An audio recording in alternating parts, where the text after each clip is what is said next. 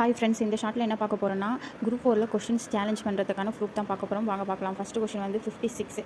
இதில் என்ன சொல்லியிருக்காங்கன்னா, ஈறு கெடாத பெயரெச்சம் அப்படிங்கிறதுக்கு ஆப்ஷனில் வந்துட்டு இல்லாத பொருள் அப்படிங்கிறது வந்துட்டு சொல்லியிருக்காங்க. ஆனால் பார்த்தோம்னா இதுக்கான கரெக்டாக ஆன்சர் வந்துட்டு ஈறு கெடாத பெயரெச்சம் கிடையாது. இல்லாத பொருள் அப்படிங்கிறதோட இலக்கண குறிப்பு பார்த்தோன்னா எதிர்மறை குறிப்பு பெயரெச்சம். இதுக்கான ப்ரூஃப் வந்து நன்னூலில் இருக்குது.